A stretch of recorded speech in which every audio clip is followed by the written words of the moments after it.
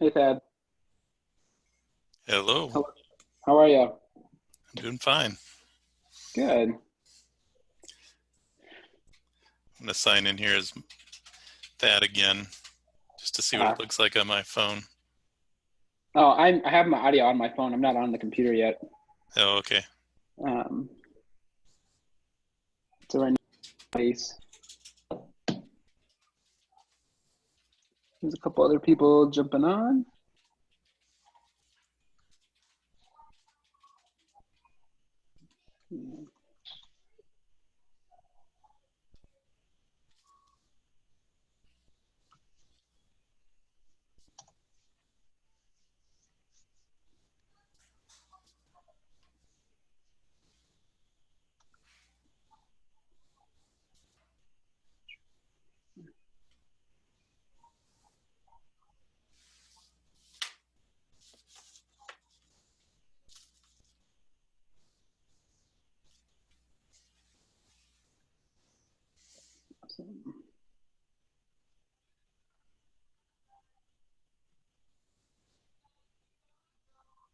Hi, Jane.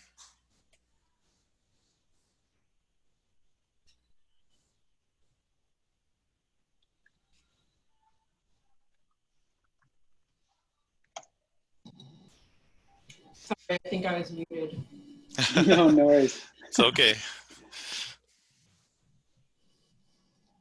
I figured everyone would be muted, but Oh, that's fine. Yeah, you're the only other one here, so we thought we'd say hi. sure. Where are you guys? Are in the Midwest somewhere? Minnesota, Okay, okay, Minneapolis, St. Paul area. okay. What about you? Connecticut. Oh, awesome. Yeah. So, are you guys doing online learning at your institution, or what's the status there? Yep. The classes were actually moved to all online 2 weeks ago, and they just pushed that for the rest of the semester. And then staff are now required to work from home starting Wednesday. Okay. They didn't Yeah, make our that move right students away. were. Yeah, our students were on spring break when all this happened, so they actually Uh, just came back yesterday, but they were told not to come back, so everything is online for the rest of the semester. So yep. they do have to come back to get their stuff because, of course, they left, kind of, they had a 2 week break, so it was a good 2 weeks. Yeah, really. Oh man.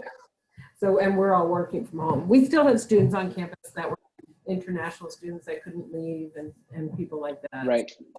Yep, that's the same. Yeah, yeah. I So, get the sense that a lot of colleges are moving in that direction right, if they haven't already. exactly. That's what for how big is your institution? We have 6,000 undergraduate students and about half live on campus. Okay, okay. Yeah, see, we're really small. We have 3,800 and they all have to live on campus. So, Ah, you guys have more of an on-campus presence, which is yes, exactly. it's a lot to deal I, with for sure. yeah, I mean, I've been home since last Tuesday. So, Okay.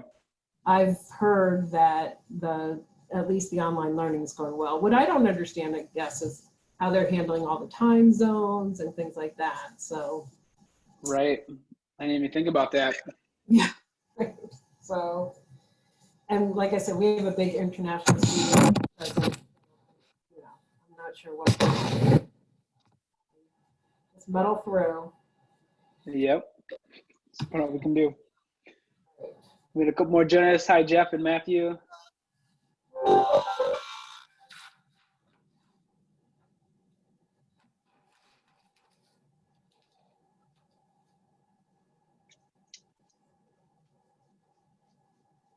Jace has joined us. Hey, Jace. Hey, Yeah, people. We'll probably get started in like a couple minutes. I know people are just jumping on right now, so we'll still give it a little bit. hey Ryan, it's Jeff. Sorry, I was just trying to finish up a little work, so I missed your shout out to me when I joined in. No, no worries. No worries at all.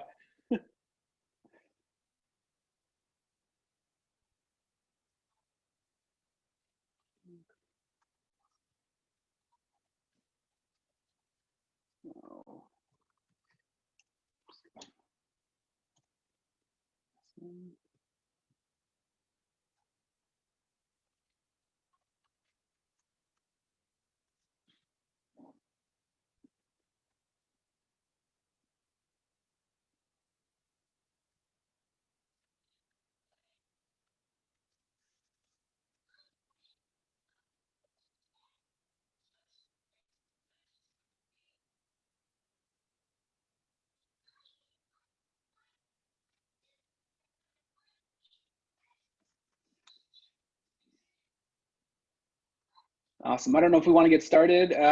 So it is recording, and I'll end up chopping out the first, I don't know, 7 minutes or whenever Thad logged in, so it's not just dead air at the beginning.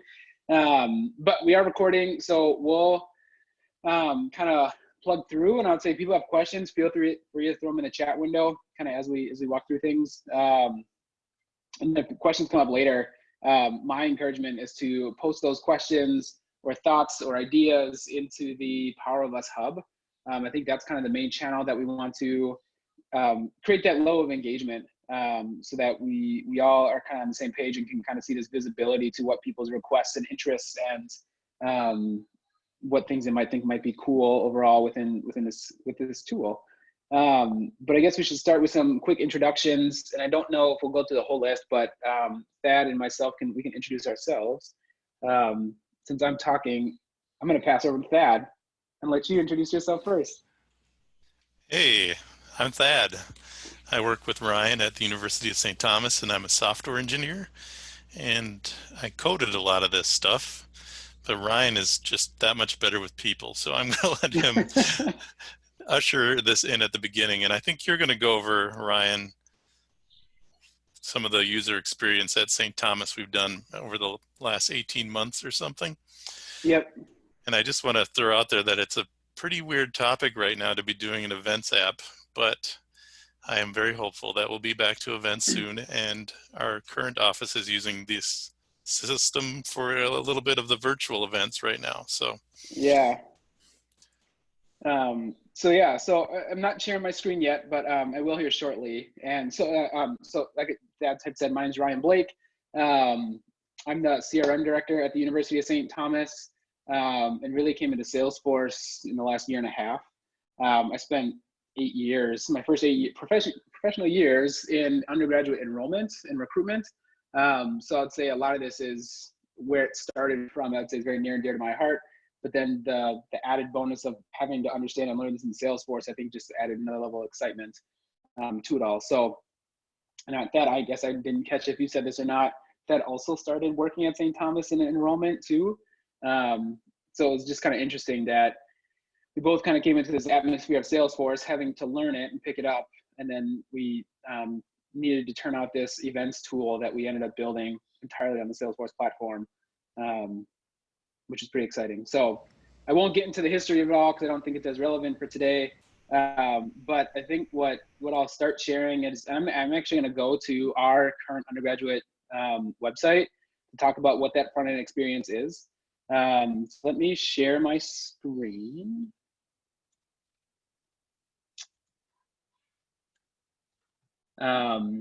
So I'd say, and I guess since I have it up right here, if you're not already a part of this Summit Event Apps group, I'd say go ahead and just join it.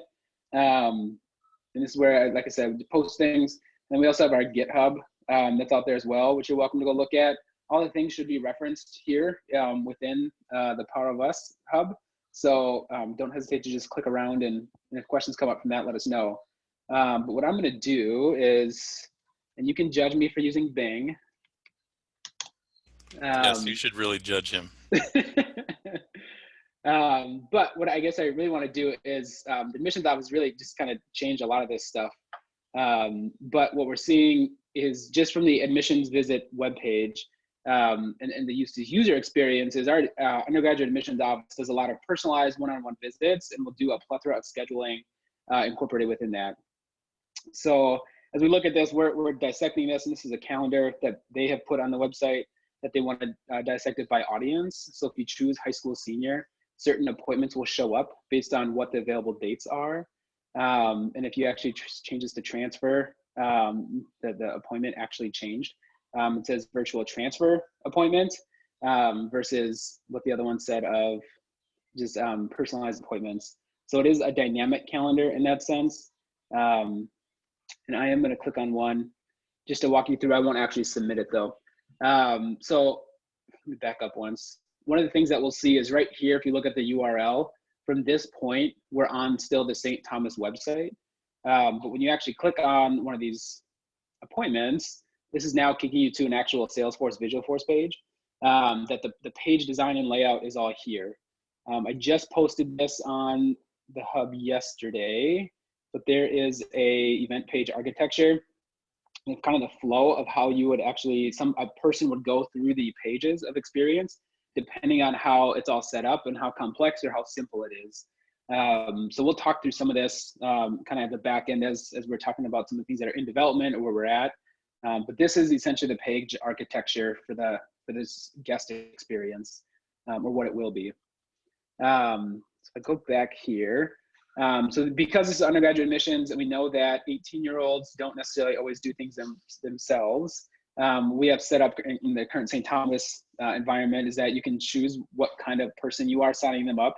So if you are the parent, you can actually put in the parent information versus if you're the student doing it, you can just put in the student's information just so they know what I'm doing. So I'll put this in here. All of these things are essentially optional in terms of what we're asking for. First name, last name, and email is always a requirement. And then other things like preferred first name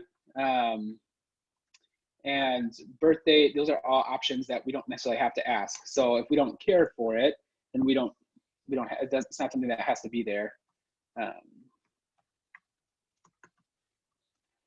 We'll probably cover some of those in the current version, how you can turn off and on various first page registration requests. We'll just put zip code. And we have a high school lookup, which is looking up to a particular in the back end. And again, I'm just going to put some stuff in here just to see the overall experience. Say we're graduating this year. And then this, because they did just change everything to be virtual visits, they're asking these additional questions to, I guess, really just get more detail about what it is they're trying to do. So just they know it's me. Any questions they have so they can preface for it, right? Any special accommodations they may have if they have a screen reader or needs using text, they can enter those things there. That would be one place to do it. But I think as we do this, what's happening right now is it's probably creating a contact record. It's creating the event registration itself. Right here, it's giving me additional appointments that I might want to select. So while I'm signing up for this virtualized visit, there could be a series of appointments or options here. So I speak with an admissions counselor and then picking a time slot. So we can add that. This is essentially the shopping cart, as we typically call it. And that we could have, I think, on a daily visit on normal, in normal times, when undergraduate admissions has their daily visits, they will have like 7 or 8 things that will appear there. So it'll be, meet with an admissions counselor, meet with a financial aid counselor, set up a meeting with a coach, sitting on a class, have lunch, a bunch of things that you can essentially pick and choose what it is you want to sign up for. And then once we hit next, it'll take us to a confirmation page. Kind of say, is this what you want to, is everything that you selected? And if it is, then you can hit submit registration. It will take you to a confirmation page. I'm not going to hit it right now, but it'll take you to a confirmation page. And then on that confirmation page, it'll just kind of say, expect an email. If you have questions, call our office. And then an email will also get triggered from the tool to actually go to the person to kind of say, hey, here's your itinerary for the day. And it would have a parking permit, and actually I'll go in and delete it. April 3rd. So this is the confirmation page. I believe I used my email, so we'll wait for it to pop up on the side here. Assuming that they have it set up. I'll be honest, I completely forgot that they didn't have any of this set up with the current state of everything being virtual. But the idea is that an email would go and that email would confirm it with additional communication to happen afterwards. And the visit office manually organizing who's going to get set up with the visit on the back end. They may have that turned off right now because Oh, in the event, here it oh, is. you got one. Good. So this is the email that they designed that got triggered out from the scheduled event. It's coming from their office, which we has had to use an org-wide default email address. But they've branded this. All of the things are merged in here. They don't have a cancellation link in here, but they're more so just saying, you know, what we're going to follow up with you more later. And all these things will be triggered off of different statuses. So as our office particularly will have a, you know, pending appointments, so an email will go to say, hey, we're working on your visit right now, to kind of keep the prospective families informed. And then once it's all scheduled, say, hey, we got you all set up. We'll see you on this day. Here's your itinerary. Check in at this time. And then they have an automation out of Marketing Cloud that will send a reminder 2 days before they're actually about to visit. So a lot of things that are happening within Summit events is very triggered in itself. So I'd say this is just, I guess, the real time at St. Thomas. I think more importantly, what we ended up doing, and I think this is where Thad's going to kind of take us through, is we've tried to strip out all of the specific St. Thomas requests and needs and make it a functional tool so that anybody can take it and install it just right away and use it, knowing that they're going to have their own use cases as an individual university or program or organization or whatever the case might be. So that is, I guess, the guest experience in real time in a real life environment. Do you want to give a little stats about how much we've used this at St. Thomas? Yeah, so we initially launched this in right before 2018, fall of 2018. And we've had over 3,000 events created within it, or individual registration points created within that, and over 15,000 registrations. So it's one of those things to where it's not just, I would say it's still not just the concept of what we're working on, but it's a live working and breathing tool that we continuously add different developmental components on. So I just think it's exciting that we're moving this to an open source solution, because I think we keep hearing that there's a high need for an effective event tool that doesn't cost an arm and a leg. Not to say those aren't needed, but I think with the budgets that we're working with to try and serve a greater university's need for managing events, we've tried to come up with that so that other people can also find their ways to customize it themselves. And to get all lovey-dovey, part of our St. Thomas statement is all for the common good. So we're happy to send this out into the world for the common good. It meets our mission statement. Love it. Awesome. Thad, do you want to take them kind of in the back end? Yep. From the, so what we'll show you is not the St. Thomas specific, but it'll be more the, I don't even want to use the word generic. It'll be the core Summit events tool that you guys would be able to download when ready, and what we'll work on at the sprint. Does anyone have any questions at this point that they'd like to get out there right now?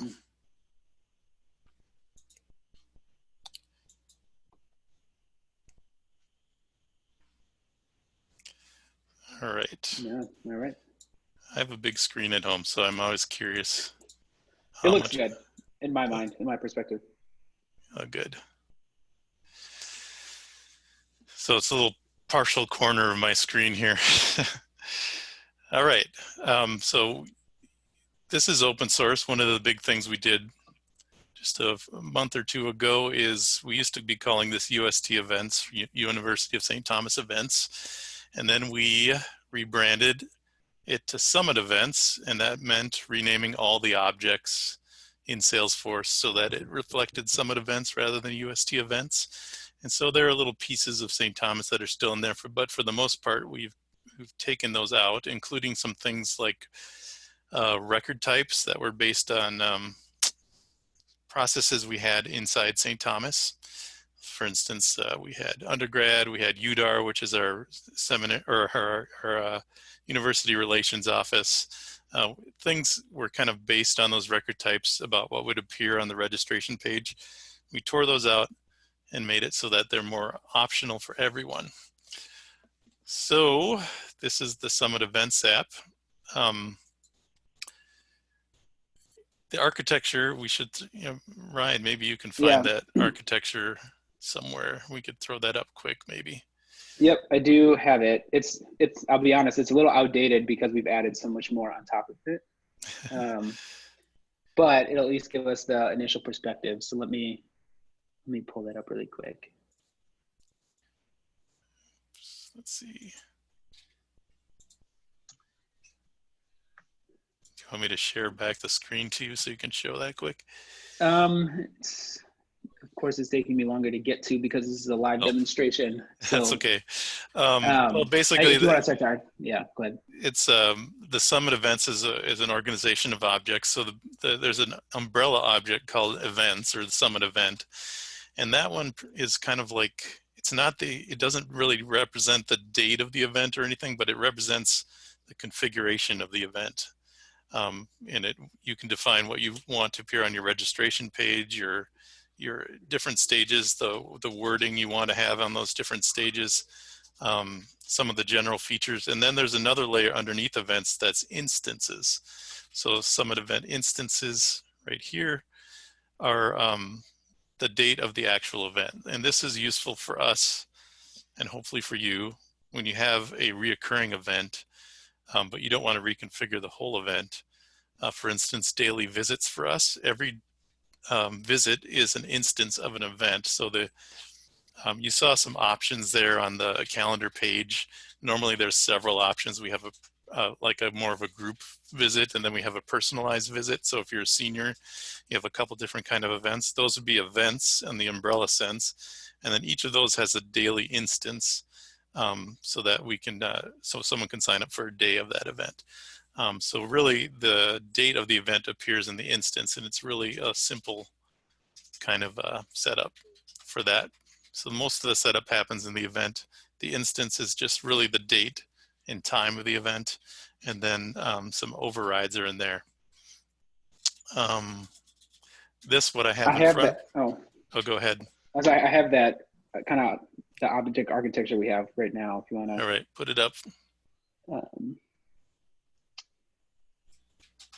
So I would say this is the screenshot I'll give right now. Exactly what that was talking about is you have some of the defining of the events and then some of the record registration that all happens. So we're working on redesigning this. This is for a presentation, the last couple of presentations that we've done in a couple different places about kind of how it's structured, of the events being that shell of everything. And to Thad's point of not having to recreate everything from scratch for each individual registration point, you can create it one time. Even being able to clone it, I think, is a huge feature that we can just do based on native Salesforce cloning, to make sure that those things are running as smoothly as we want to each time. Yep, and you can see we got the events umbrella instance underneath that, and then hanging off the instance is the registration. So we know that for that day, this many people signed up for that instance, or for that event of a particular instance of that event, this many people signed up for that. There's also some other things like appointments, which there's appointment types, but appointments actually hang off of the registration. So those little shopping cart things you saw, which we only had one option in the preview thing that we showed you, those are appointments which hang off the registration. And for us, there's the finagled process, but oftentimes we have like a overnight where you have to assign hosts to appointments. And so hosts hangs over to the left there, but the idea is that those hosts will get assigned to the appointment, and then at the end of the day, the host, the appointment, the time, all that will get filled in on the appointment level, and then an itinerary gets automatically built. And that's something that you can send out in an email or print out. Emails are off to the side. They're a weird thing, but they're transactional. So that means as the person goes through the statuses of a registration, so requested is when they've completed, and confirmed is when the office has confirmed the appointment, you could trigger emails to happen at both of those times. And the email is based on finding a letterhead you have built in your Salesforce system, assigning an org-wide email address, and then you can actually use some curly bracket inserts for anything that's on the registration record to appear in one of your transactional emails. let's see. So I'm going to, I'll I don't stop know if sharing. that was confusing to anyone. Do you have any Yeah. questions, anyone? It might be. One of the things I'll add is I think when we're looking at this, even with like the statuses, like you mentioned, the initial status was requested. When we initially designed this and then ran with it and turned it with what it is now, a lot of it started with the conversation of our undergraduate daily visit office. And a lot of the reason why we have some of the things that we do is because of them. Like statuses is an example. We're actually kind of trying to work through right now of configuring those statuses so they're more event friendly and not just specific to like a daily visit type office. Because when somebody registers for an info session, you kind of just want them coming as they're registered versus having to expect that you're going to redefine those things from one term to a different one. So that's one of the things that we're working through. This maybe make more sense when we start going through this. So you can see Yeah, that this is an event, and I'm going to pull up an instance of the event. This is the event, and these are all the instances under the event. By the way, all this data here, when you spin this up in Cumulus and make a scratch org, this is the test data that gets inserted for you to play around with. So it's great for development. If any of you are keen on developing with us, you have a place to start and jump in and start working. But let's go to this instance. And you'll see a QR code here, which you can open up right now if you want to start going through on your own and registering.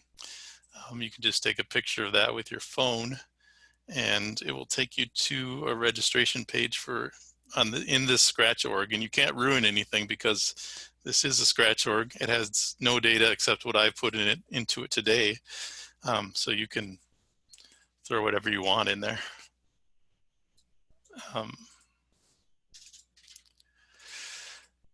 So I'm going to click over to the registration. So right now you're seeing a very vanilla template. And what I tried to do here is, again, there's availability to make a template inside Visualforce template. So I'm going to quickly go back to the event and show you that templates can be switched quickly. So I call this general SLDS, Salesforce Lightning Design System, because I tried to use the framework of the Lightning Design System because Salesforce gives that to us, and it seemed like that would be the one to use since we're all in Salesforce. So the UI and things you saw on that vanilla page here are all Lightning Design UI things.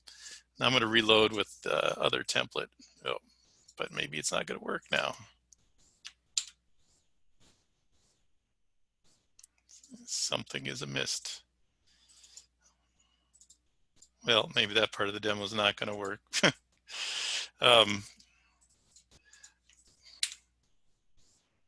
There we go. So ideally, you would we have a couple templates going on at St. Thomas, as most people do, and we use a different framework for our templates than Salesforce Lightning Design. So really, the trick was to see if it would play nicely. And there's some. I'm not a big fan of these huge input things. That is part of the template. They're usually not quite that huge, but so there's some kind of play happening between our two frameworks, and I could override that, and I will, just so that I can maintain this center part being all Salesforce Lightning Design and easy for you guys to make your own templates. So basically, a Salesforce template is, this particular one is very simple. It's just got a couple places where you make call outs to different pieces of code. And I happily show people how to deal with that to make your own templates. And then you could actually add them to this pick list just by the name of the Salesforce or the Visualforce page that you made as a template. And then your template would be in place. And in the future, I hope to make maybe some more optional, clicks, not code templates that would make it easier. So if I reload this, it'll go back to the other template. So here, the start and end date are like an umbrella date. They really don't have anything to do with the start and end date of the actual event. That happens on the instances, but in this case, sometimes for reporting, you like to have a start and end of that particular event where you can report this event and all of its instances under there. So that's really only there for that.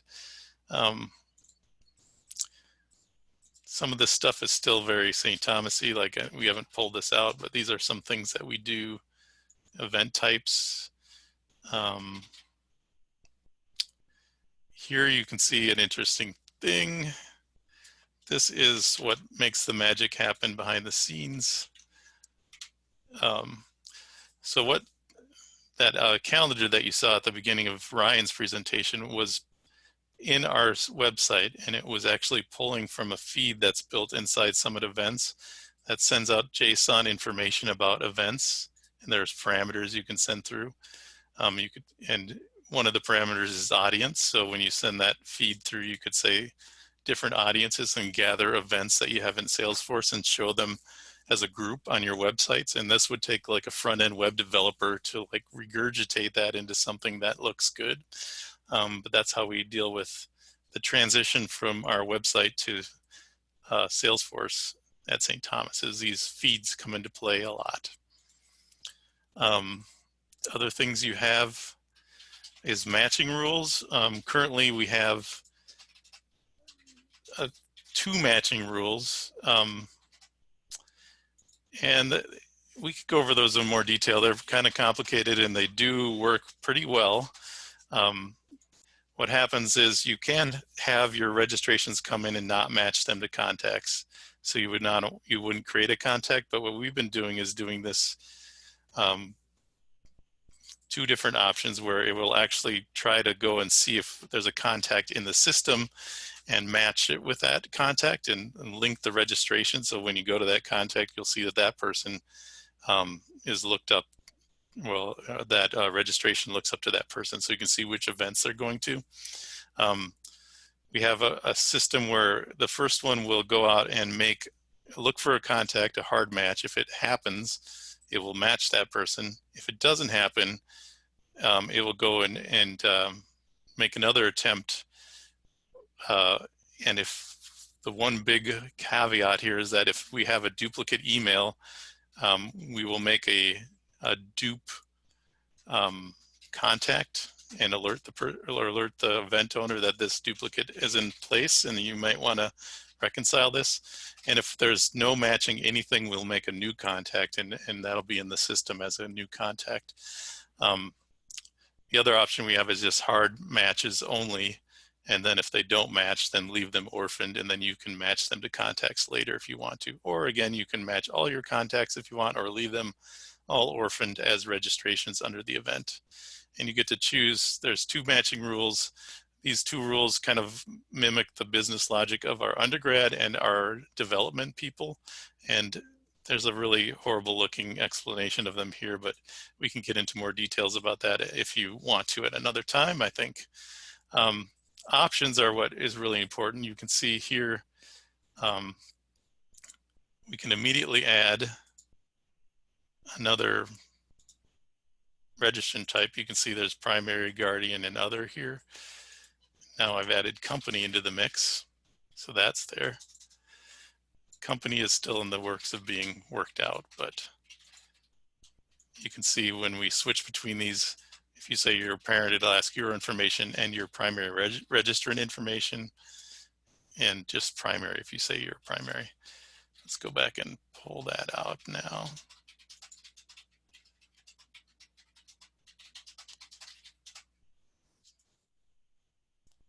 Take a company. All right, so there's a lot of different options here. You can ask preferred first name. Right now we have that as do not ask. We could ask it, or we can ask and require it. A lot of these follow this model. ask and require, do not ask. Relationship to institution, gender. This is a big deal for our overnights and a very hot topic. Applicant type. This is important for our undergrads, where we can ask what kind of type they are, first year, transfer, graduate, or we can auto assign them and not ask, which is useful. If you know the event is all for graduate level people, maybe you just want to auto assign them to the graduates group because they'll want to know who those people are. Date of birth is again ask, do not ask. Let's let's see, phone was a big one. I just recently built this one out where you can ask both or ask type and require one. We'll turn that on. Let's not ask that. Let's ask date of birth maybe. We'll ask and require that. We'll ask their preferred class year. So if I save this, if we go back to our registration, you'll immediately see a lot of different options started happening here. We got the phone here, which is,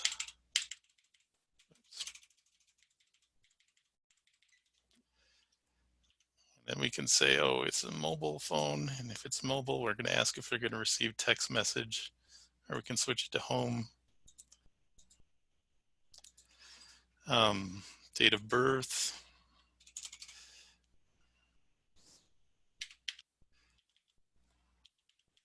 See, it was just my birthday on Sunday. Happy birthday. Thank Yeah, you. happy birthday. This is a preferred visit time is kind of important for undergrad. They want to know what time of day you'd like to show up, but we have just very generic offerings there. Guests is something we want to build out in the very near future. Right now, you could say we don't gather the information about the guests. We just ask how many guests you're bringing, and you can actually define on the back end how many, the limit of those guests. That's currently so max attendees there. If you switch that to 15, it would let you have 15 guests come along with you. Guests and tables are really important for our development office because they often do fundraisers and events that way. So we're really keen on getting that done. The other thing they're keen on, which is also in a branch right now, is payments.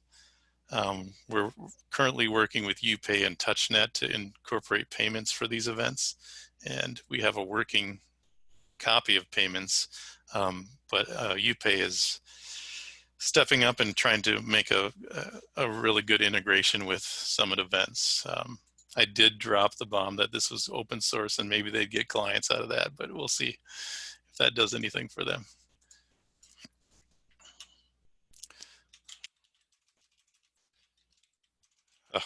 Cap locks.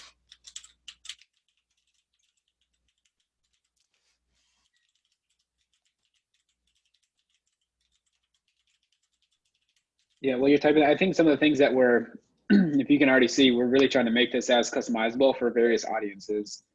So it started from undergraduate admissions, really morphed into alumni relations, and then that morphed into how can we manage this for current students in a similar process. I should point out this additional information here. One of the things you can add is more questions. So you saw on Ryan's demo that we asked some virtual conferencing kind of questions. This is where they built them out. You can do pick lists or text boxes or text areas. You can have them required or not required. So we have this options here. A pick list, you just keep entering your pick list values and hitting return after each one, and that will activate a pick list. But you have up to 5 different questions you can add that are just ad hoc questions for the registration page. Also, it should be pointed out that headers and descriptors for each of the pages that you progress through are all definable here. So you can message each section of your event process here. You'll see that we have a confirmation, we have a cancel page. So there's a page where if you include a link, a person can go and cancel their event. And then they would be switched to status canceled, but not deleted.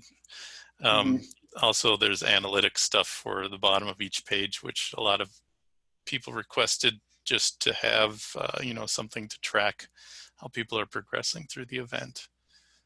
Let's just cancel this. Go back to registration. So these are just ad hoc questions here.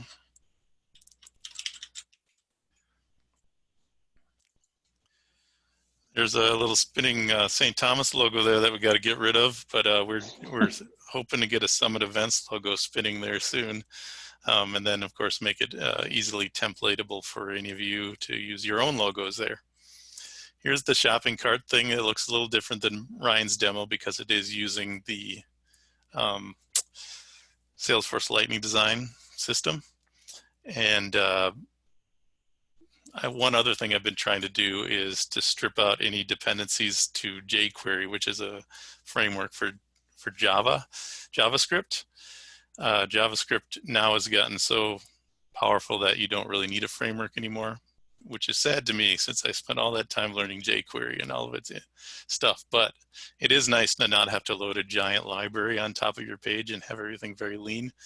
I haven't gotten any cool animations in here yet, but it does work. So these are your appointments, and these are similar to those ad hoc questions where you can actually go into appointment types. I should go to here and back to the event and go to the appointment types. So there's 3 appointment types here.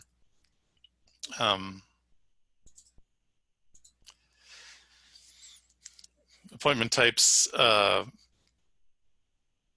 basically lets you, they are tied to an event. You get to put a title. You can make a pick list. You choose what kind of registration input you want, or no input if you just want it to be added, and then a description to it too. There's also some neat things here where you can have appointment types dependent on days of the week or times of the year. This was great for us when we had dorm visits certain times of the year, but we didn't other times of the year or certain days of the week. So we could activate that appointment type and that shopping cart to only appear on Wednesdays between this date. And there's the appointment detail where you put the description. Seems like that should be way up here. There's definitely some stuff that could happen with layouts. I've been throwing these layouts together, but definitely a team approach to what these layouts could be would be really cool for me to see.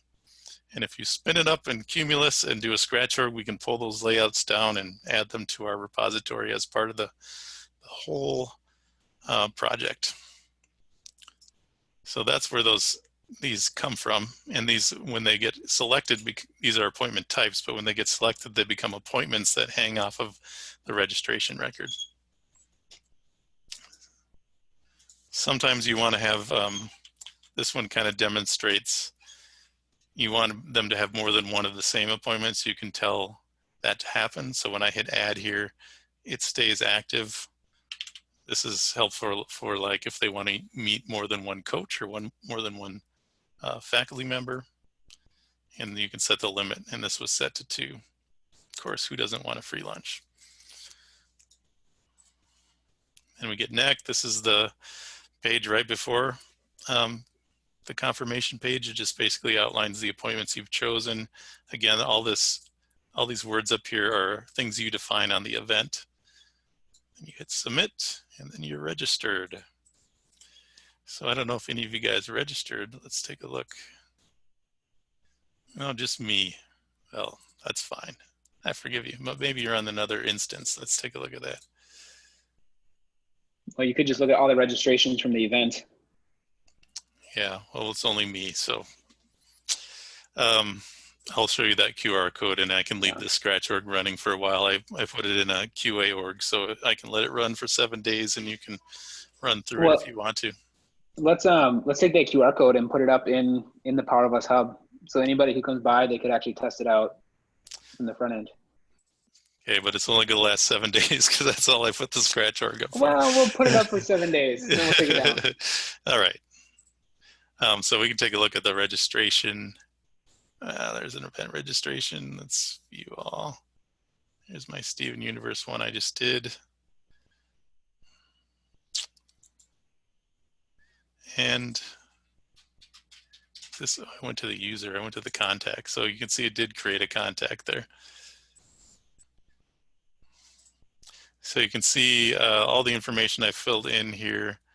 Here's a link to the canceled registration. So this basically says, do you want to cancel? If I hit cancel, again, you can do your own wording here. It looks a little bare bones in the vanilla template right now. There's a matching log. So here's where we try to track clues as we're doing matching. So it says a new contact was created here. So there's nothing here, but if we had a lot of things in the system and there was like some really close matches, we call those soft matches. You'll get a list of soft matches, which is implied like maybe this person is this other person, maybe you should check this out. I am working on an action at some point where you could just transfer with a click that person to the new contact and let all the logic take care of the, cleanup. But that's a tall order, but that would be nice if it was there. Additional questions, you can see my answers down here.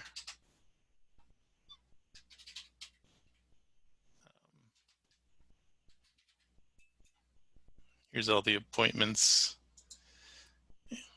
And you can also see that these are the appointments I asked for and my various answers there.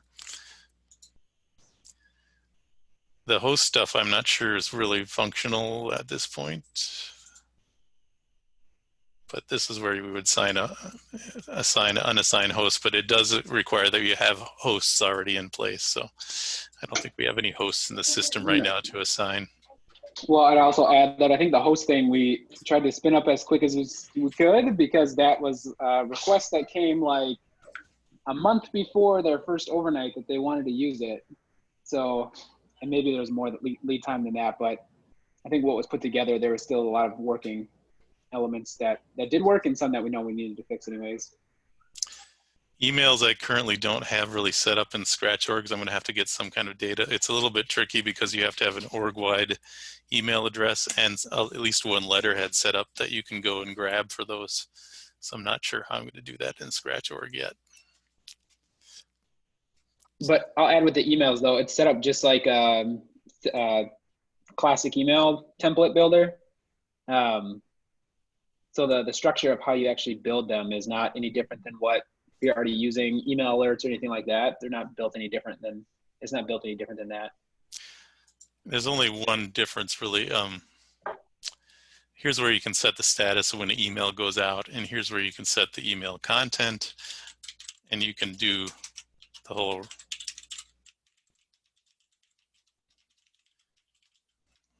kind of stuff in there. But the one caveat is you can't have anything relational in here because I didn't build it out that way. So you couldn't go like couldn't get up to the event instance or whatever from there. You just have to, everything on the registration is available to you, but not everything else. And you don't need that object name ahead of it. You can just do the field name. Right. You could put it there, but I just trim it out. So there's no point. So there's a setup thing that once you save it, it's kind of a two-step process, but you have to go up and then you have to actually go out and define your letterheads, which we don't have any. Oh, I guess I did have one there.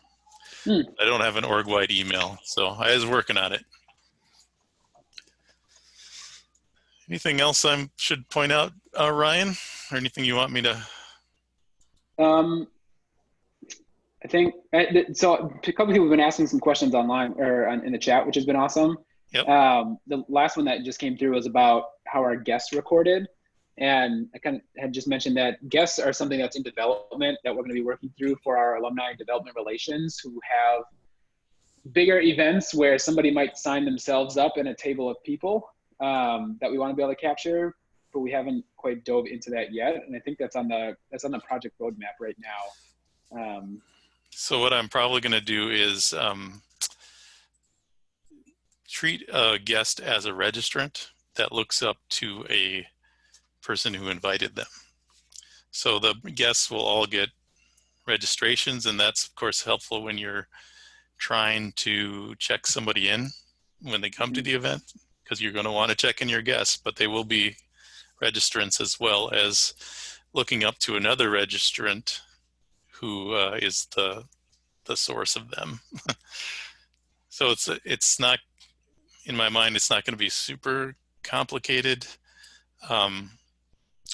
there are some things we'll have to take into account, like if the person isn't going to attend, but they're buying a table and they have these guests, of course, we'll have to flag them that way as not really a registrant, but I don't think that'll be too difficult. But Right.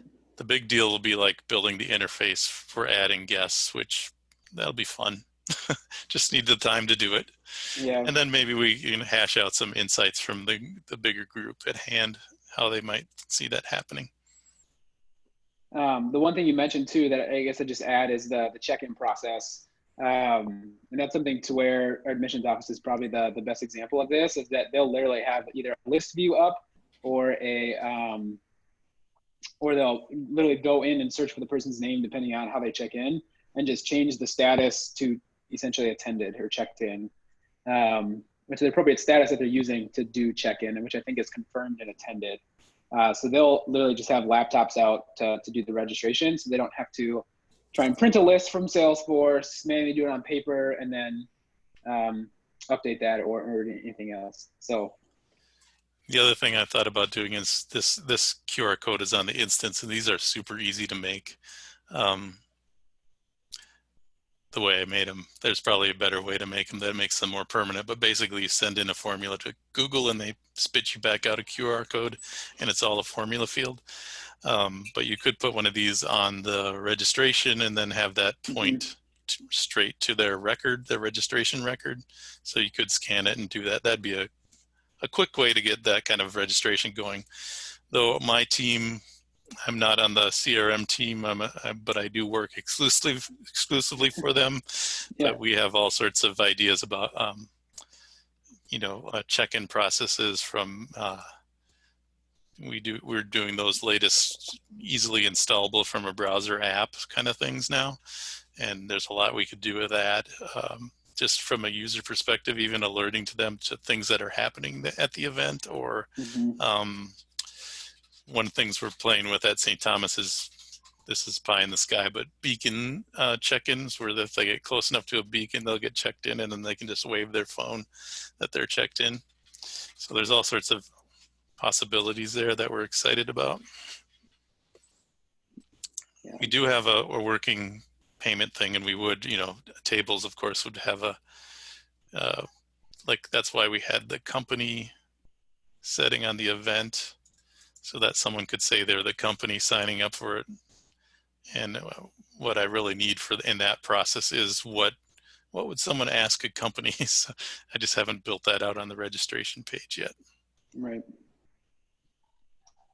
What questions, I guess, do people have that they want to ask about that hasn't been talked about in the chat? I know Jeff and Jane are actually putting some good feedback on from the advancement perspective of, depending on who they are, they might not want to be a constituent within your database potentially, depending on the situation, right? That's always the hard part, is when there's 15 different situations that you're trying to solve for, where do you start? But I would say it's a good conversation. But if people have questions, please just unmute yourself and speak up.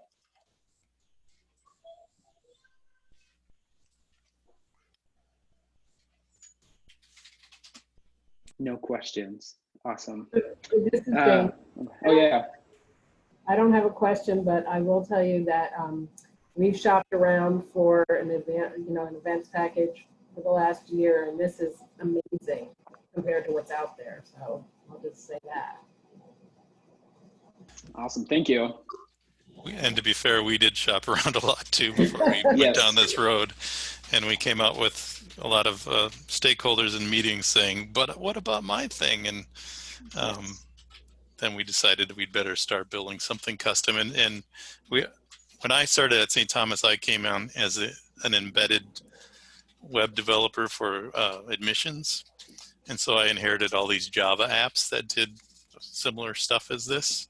So I kind of had an idea what they needed, and so I had started learning Apex and Salesforce and building something out for them, because I was like, either I have to connect the data from my Java apps, which are old framework that have to be updated and maintained, or I'm just going to rebuild these in Salesforce. And so I was going down the Salesforce route, and so Yeah, we definitely knew the snowflake thing where people need a lot of things, and were some compromises made, and I think Ryan probably could speak to that more than anything because he was kind of the head of the group when I was first starting to build this out. Speak to what? Sorry. Like any compromises that we had to make with what the old app did versus the Summit Events app. Gosh, I honestly don't know if there were many compromises. I'm that good. Well, I think that what was happening before is for the daily visit office to do all of their processes, they were using 7 different systems to keep it all coordinated, because they had the one that Thad inherited, plus then they were using another database for reporting, and then another database to get it actually into the ERP system where they were managing their events. And then they had to create the things within, Banner. We're using a Lucian Banner. And then they had to print it through another tool after they exported it onto an Excel spreadsheet. And it became this really laborious task where now they're using, I would say, all Salesforce related tools. So everything they were doing from reporting, even analytical reporting, to event itinerary printing, to communication, is all happening within Salesforce. That they have any compromise they have made, it has been for them to reduce the number of systems they have to play in, which has actually made it really easy for them to have their student workers manage this. As like the head of the visit office was just on maternity for 3 months, and it was being all run by a student intern who didn't really know anything, but picked up all the stuff on Salesforce pretty quickly. Because it was all, for an 18 to 22-year-old, some of this stuff it can be pretty intuitive, and they're not building anything, they're just managing it. So from even a management standpoint, they're able to do exactly what they need to because they're using regular reports.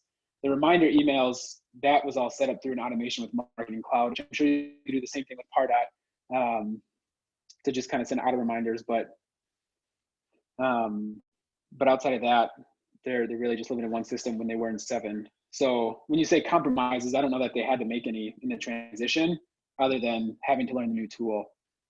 At that time was just challenging in general because there's a lot of turnover when we started that process, including myself. So. Yeah, we stole Ryan into ITS, so yep. We're very pleased to have him. So, and some of this is where I think we're always trying to come up with different needs and use cases, and I think the visit office is the people who use this are really always coming up with good and relatively broad things that we might need to enhance. One of the things that we're going to do this summer is we're actually going to have all of the orientation sign-up process within this tool. So for prospective students who are incoming students, they're going to sign up for the orientation date on this tool itself. And the one thing that has come up that I'm always surprised that nobody asked this question, but the one thing that's popped in with orientation is you don't want a student signing up for 7 orientation sessions and then just saying like, oh, just pick the one that I most want to go to, when there are capacity limits for what orientation can handle. So Thad is calling this my favorite new enhancement. Is essentially I don't know if it's here or not, but it's essentially you can control whether they sign up for they can sign up for one time based on their email. For all of the instances, they can sign up for an instance one time based on their email. So they could sign up for multiple different dates under that event, or there's no limit, and they could use one email for everything, or as many times as they want to, which in most cases we don't want that to happen. We want to be able to control how many times an individual person can sign up with their one email address. So yeah, so all these use cases are really coming from what our higher ed users are using, which is why I probably haven't come up with a ton of advancement ones yet, is because they're not living in it 100%, even though we've developed a ton for them already. We got a question here about the guest user permissions. Those have all been addressed. And the way I did it was a combination of refactoring the code so that when when I was doing like CRUD work, the create, read, write, update stuff, I moved it in.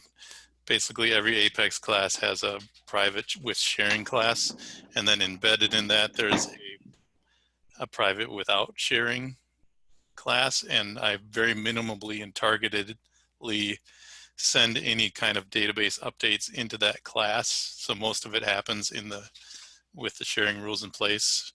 And then there's a read sharing rule that I've added into the sharing rules for just reading the event, because as you can see on the event level, you have a lot of your definition coming from here. So a guest user, in order to use the site at all, needs to actually be able to read this data to even build the registration page.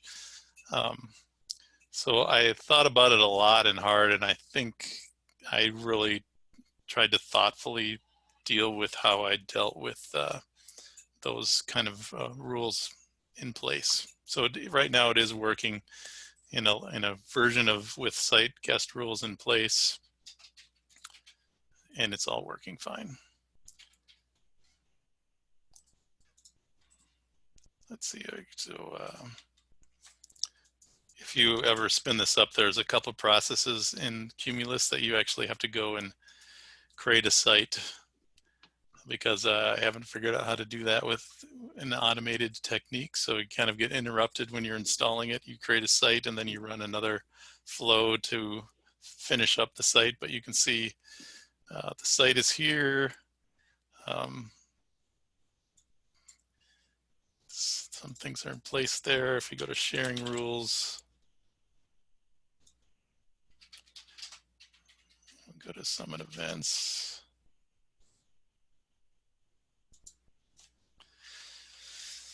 You only have to set one, because the parent is of all the other objects is the event. So the rule right now is if the event name is not equal to null, that you can have read access to it. We could even make that a more thoughtful rule if we wanted to, where it has to be active between certain dates, that sort of thing. So we could make this a more robust rule, though that would just be out of a sense of paranoia, probably, that you would worry someone would read something that they couldn't, but we're not letting them, read too much. And then, of course, when sharing rules are not in effect, field level rules are in effect. And so we have 2 permission sets set up right now. These are things I would love someone to review at some time. There's an admin permission set and a registrant permission set. Makes installing this a lot easier. The registrant, you'd actually have to go in through the site, find the user of the site, and then apply that registrant user permission set. But basically just gives read permission to certain fields, and mostly the registration itself for that user needs to be able to be created and updated, but not deleted.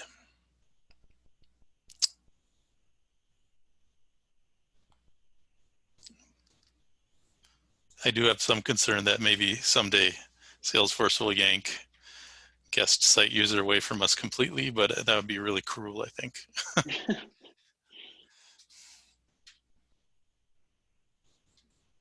Awesome. I guess I want to be mindful of people's time. We're about at the top of the hour. I mean, I'm open to hang out if other people have questions or want to see different things or how certain things are operating. We can definitely go through that. But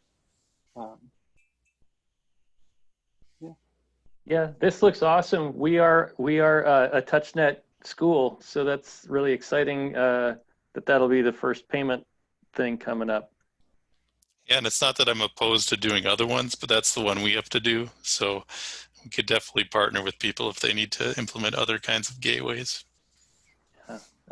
What is any idea on time frame on TouchNet coming back with whatever they're coming back with? Well, I demoed this for them like 2 weeks ago, and then we have a meeting tomorrow where they're going to come back with, I don't know what exactly they're going to come back with. Basically, you get a partner link, and they expose certain features through that, and they saw what I had going on, and I explained basically in a branch, there's a working model of TouchNet, and there are a couple new objects. There's a fee object, and then there's a fee attribute object, and I really wanted to pass through those things to TouchNet so it could live there, because our business office doesn't necessarily want to log into Salesforce. They want it all in the gateway, which they get through TouchNet Marketplace right now. Yep. Which is pretty kind of hard to use and clunky, but I mean, it works. Right. But that's the way they want their data. And so I think they're going to try to make that happen. The other thing is I was using a SOAP connection to connect to them, and they say they have a different way that's kind of up and coming. And I said, well, if you have that way available, I'd like to maybe do that. And so hopefully I'll get some documentation on that as well. Cool. Looking forward to it. Yeah. But just for fees, you have a fee on the event level, a fee on the instance level, which overrides the event fee. If you have different, instances of events that might be more expensive or less expensive, and then you have a fee available to you on each appointment. So if you say, for instance, lunch was $10, you might want to add that to your shopping cart as, this is a fee you're going to get for getting this appointment or option. And all those are in two forms, because our development team wanted a fee for what the event costs, and then a fee with another business index or fee attribute for maybe a donation. And they don't necessarily always want to have the user see the fee as two different fees, but that's the way it works in their world. And so there are two fees and fee attributes attached to each of those different levels: the event, the instance, and the appointment. And eventually tables, of course, will get added to the mix. Well, awesome. So that I don't have any further questions at this point. Yeah. That was really cool. You have any prowess at Cumulus or want to learn it, that you can come over here and install it in your own Scratch org and play with it? Yeah, I'm trying to learn it right before the sprint. Well, you'll learn at the sprint too. Yeah. have a programming background as one of a couple different careers I've had, and have spent kind of more time dealing with Salesforce than programming it, recently. But we just got a handle on DX and just did our first successful DX-based unlock package deployment earlier this week. And so next up, I'm going to be tackling Cumulus. Unfortunately, procurement has always been like my kryptonite. And so right now, trying to get InfoSec to approve a GitHub account. They're saying, get us a SOC 2 security report from GitHub. And so I am waiting from them, and they're like, we'll get to that someday. If you're on a campus, I just heard today we've become a GitHub campus, which is free. That'll make me cry. And so you can actually get single sign-on and all this stuff working for GitHub, and you get enterprise level for your students as well as your staff and faculty. Yeah, I'm well aware of the program. Well, we just got it today, so I'm excited. No, that's awesome. Good for you guys. But yeah, we had to send it through our various departments and get the okay on all of it too. Yeah, I am not willing to take that on as cat herding, but we're having a hard time getting to pay for it also. So yeah. Anyway, well, sweet. Maybe I'll be able to spin up a Scratch org with it before the sprint. I hope to do so. Yeah, that'd be awesome. Yeah, shoot me an email or anything if you need some particular help. Let's see, I can put my email in the chat here. Well, it should be accessible on the Power of Us Hub, shouldn't it? That's true. In your email. No, it's two there. places. Multiple places. Awesome. Are there any last questions? before people start to, I know some people have already logged off, but All right. Well, thanks, guys. I'll Awesome. see you later. yeah, Thanks. thank you everyone for joining. We'll post this recording sometime tonight. So All awesome. right, goodbye. And enjoy the day. In fact, I have a quick question for you, and maybe Yeah. we can jump off. We can jump on to a different chat. You want to record it for posterity? No, I'll stop recording here.